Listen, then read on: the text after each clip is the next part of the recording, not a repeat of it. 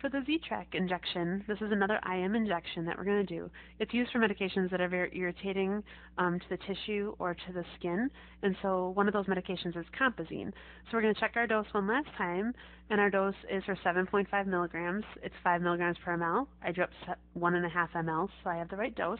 I'm going to grab my alcohol wipe over here and get that ready. I'm going to transition to go into my patient's room. When I get there, I'm going to wash my hands.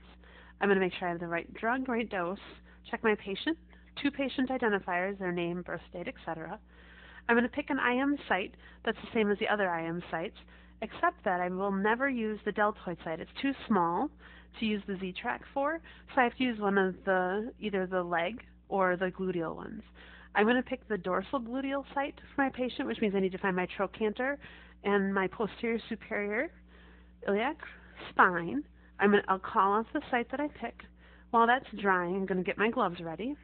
I also need to tell my patient that this needle is going to stay in for 10 seconds once I'm done injecting to make sure that the medication comes off the needle and into the muscle tissue well. While that's drying, I'm going to get my needle ready. Now the key with the Z-Track is that I need to pull the subcutaneous tissue over a little bit prior to injecting the needle. So I'm going to come just lateral to the site that I want to inject through, and I'm going to pull it over just slightly.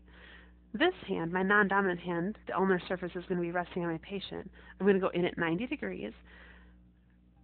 The thumb and forefinger of the hand that's pulling the subcutaneous tissue over is going to be my stabilizing hand. I'm going to aspirate like I did with the other IM injection. I do not get any blood return, so I'm going to switch to injecting. I'm going to inject the medication slowly over 3 to 5 seconds. And once I'm done injecting, I need to count to 10. So I count to 10 for 10 seconds. Once I do that, this is a vantage point syringe, so what I'm going to do is I'm going to continue to push hard on the plunger all the way down, which will remove the needle from the skin. I'm going to do that. As soon as the needle comes up, my hand comes off, the subcutaneous tissue slides over, and it locks in the medication into the muscle layer.